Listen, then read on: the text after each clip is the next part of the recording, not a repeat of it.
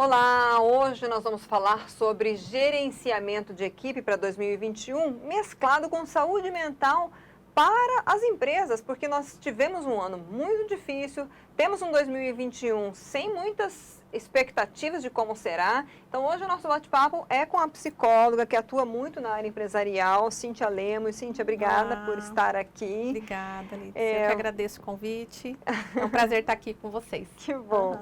Vamos lá, saúde mental, acho que a gente pode começar com esse tema, porque assim, nós temos, claro, visto, e já tivemos até entrevista com especialistas, que aumentou muito o nível, o número de pessoas com problemas mesmo de ansiedade, pânico, por causa de tudo que veio decorrente da pandemia, né? Isolamento social, problemas familiares, e as empresas, na sua experiência, as empresas, elas sentiram isso? De que forma elas sentiram e lidaram primeiro em 2020? Antes da gente falar de planejamento, como é que foi? Assim, com certeza as empresas sentiram. Eu acho que assim, isso foi uma novidade para todos nós. Eu posso dizer assim que a grande maioria não estava preparado. Então assim, a empresa, eu acho que até nós não terminamos 2020, eu vejo que as empresas ainda estão lidando com essas situações. De colaboradores tendo que ser afastados às vezes por crise de ansiedade, depressão, ou aqueles que não chegaram no nível ao ponto de ser afastado, mas você vê que estão mais sensíveis. Quando a gente vem falar de saúde mental, eu sempre coloco que é um equilíbrio em alguns pilares. A gente vem falar que nós somos seres sociais, a gente tem uma questão profissional que a gente preza, a gente tem a nossa vida familiar, a gente tem as finanças, a gente tem vários pilares da nossa vida. E de repente a gente se viu diante de uma pandemia onde que falava, fique em casa, fique em casa. E aí você perde o seu lugar de trabalho, que poderia ser uma válvula de escape. Se eu estou com problema de casa, eu vou para o trabalho, estou com problema no trabalho, eu volto para minha casa. Então a gente perdeu algumas válvulas de escape, a gente se viu meses dentro de casa, levando o trabalho para casa. A escola foi para casa com as crianças, os afazeres de casa, se eu tinha alguém para ajudar, eu na minha casa, os afazeres, ou seja, a gente acumulou tudo dentro do ambiente. Eu não sei se você ouviu isso no meio da tua rede social, mas eu pude perceber, e com certeza você já deve ter ouvido de vários casais que se separaram nesse período. Virou notícia isso, né? O aumento do número de divórcios, né? Então eu vejo que esse foi um ano também de muitas resoluções em várias áreas. Se eu estava com um problema no meu trabalho que eu levava, porque eu tinha as várias válvulas de escape, se eu estava com um problema na minha casa que eu ia levando, as válvulas de escape, de repente, elas sumiram. A gente se viu numa situação, num primeiro momento, principalmente onde todo mundo se isolou para se proteger. Foi uma questão de sobrevivência e tem sido, né? Apesar de a gente ver que tem tido algumas flexibilizações que no começo estavam mais rígidas, né?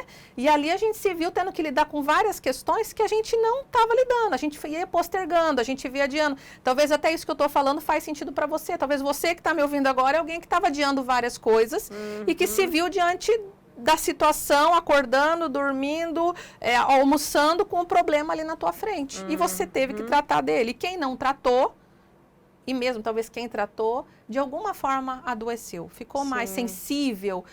Eu digo que se eu não adoeci, eu estou mais sensível emocionalmente. As empresas que não se prepararam, depois de um ano inteiro, porque tudo foi assim, né? Começou em março, aí não, vamos, né, não, tem quem sabe reabre ou retoma em maio, foi se estendendo a julho, aí a setembro, chegou dezembro, mas quem conseguiu segurar no final do ano, que você acredita que se sustentou ou não teve saída, teve que enfrentar isso como uma realidade? Eu acho que assim, o que eu vejo nesse período tão longo e ainda a gente não tem certeza, a gente está ainda, a vacina está aí, mas ainda está bastante nebuloso, né? Esse futuro aí de 2021. Eu vejo que quem chegou até aqui, chegou porque se mexeu bastante e foi buscando alternativas.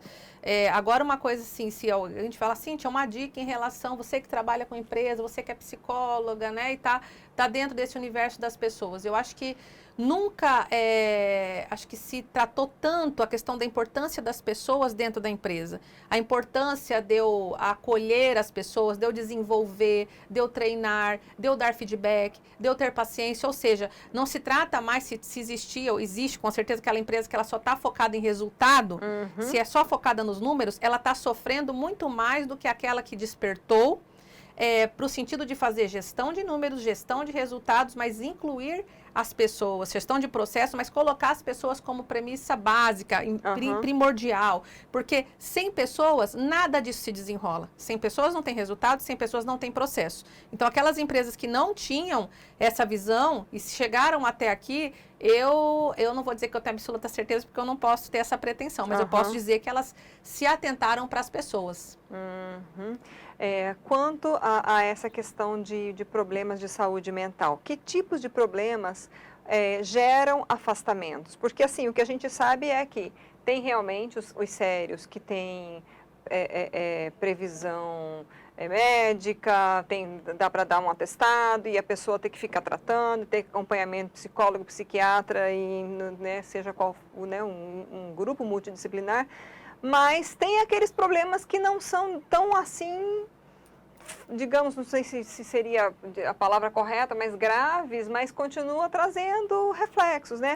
Eu queria que você explicasse um pouquinho essas diferenças, né? Sim. E como a empresa poderia lidar com isso. Eu acho que assim, o primeiro passo, eu sempre gosto de comunicar com o profissional. Você que é um profissional que está trabalhando na empresa que você faz parte. Você é responsável pelo seu bem-estar. Quando você assume a responsabilidade pelo seu próprio bem-estar, você também assume a responsabilidade de estar atento ao que está mudando em relação a você. Se você de repente é uma pessoa que você vê que você não está bem, vou dar situações que eu vejo na minha realidade, lá no meu dia a dia, né, nas situações que eu lido, eu não estou bem. Eu não dormi direito, eu já não estou conseguindo dormir, eu estou tendo aceleramento no coração, minhas mãos suam, e eu continuo insistindo em permanecer naquela rotina, eu não mudo nada, eu não troco uma ideia com o meu gestor, eu não vou buscar ajuda e eu vou até o limite. Eu falo, você é responsável pelo seu bem-estar. Se você chegar aí a ultrapassar o limite, pode ter certeza que o teu retorno ele vai ser muito mais lento. Se você está ali no limite, não, que eu não posso parar, eu digo... se você não parar para cuidar do seu bem-estar, você vai ser parado por uma situação mais crítica. E aí, falando com o gestor, com o empresário, você que está ali, líder, no dia a dia, com essas pessoas dão sinais. Elas dão sinais, elas mudam o comportamento, a produtividade fica diferente. Você percebe, talvez, que essa pessoa ela começa a se isolar mais. Você vai ver que essa pessoa ela não é a mesma daquela com que você convivia no dia a dia. E isso automaticamente impacta, a gente sabe, nos resultados. Mas os comportamentos, eles são sinalizados muito antes. Às vezes a pessoa está dando resultado, mas ela está dando um sinal. Ela estava ali todo dia almoçando ali, vamos supor, com a turma, e de repente você vê que ela começa a almoçar sozinha. O que está acontecendo? Fulano, ele deixa de fazer parte do meio ali social. Mesmo que seja, mas eu estou em home office. Você vê que fulano já está mais sumido. Ele dá sinais. E o gestor, eu coloco que ele também é corresponsável, ele tem que estar atento. E se precisar, ele precisa sinalizar no aspecto, você vai sair de férias, peraí, eu vou verificar, eu preciso que você busque um médico. Ele também precisa se posicionar dessa forma, ainda mais se for uma pessoa que está ali com você no dia a dia, que você está vendo, que te dá resultado, né? E a gente precisa olhar para isso, para cada figurinha. Por isso que a gente fala que existem os líderes de equipe. É tua responsabilidade olhar para essas pessoas. E agora falando, então, de 2021. Como planejar um ano que a gente não sabe como vai ser e você vai ter que tem que enfrentar. Como a gente enfrentou 2020, a gente vai ter que seguir. Só que já tem alguns aprendizados, né? Eu acredito, e em todas as áreas, muitos estão se reinventando. Então, para as empresas, nesse sentido, como planejar isso, Cíntia? Eu vejo assim que a questão do planejar o próximo ano, ele tem muito a ver com o teu propósito, né?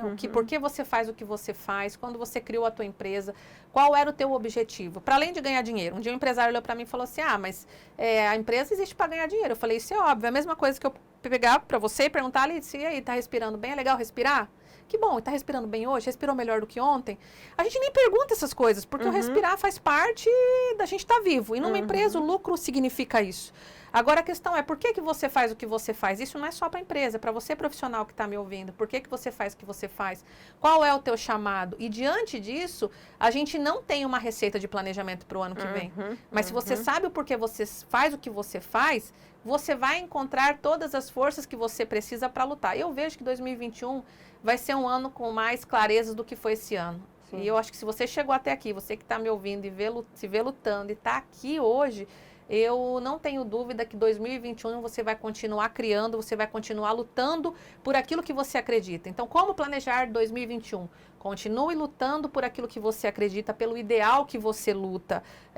E tem coisas que a gente também tem que se lidar. O não saber lidar, o não planejar. É entender que nós não temos como olhar também a longo prazo. Como é que você vai estar em 2022? Eu preciso passar 2021, eu preciso saber o que vai acontecer. Eu gostaria e eu pretendo estar assim em 2022, mas tudo bem lidar com as intercorrências que virão ainda em 2021.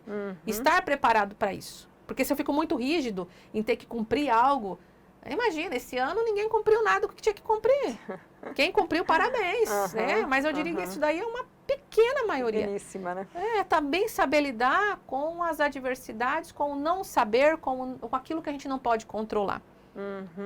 Para aqueles que precisaram dispensar muita gente, que tiveram que enxugar, que resumir, que de repente até fechar a loja e ficar só em casa, só fazendo o marketing pela internet, né? Enfim, para esses que tiveram que cortar na carne, o que você diria? Cíntia? Se reconecta com a sua essência.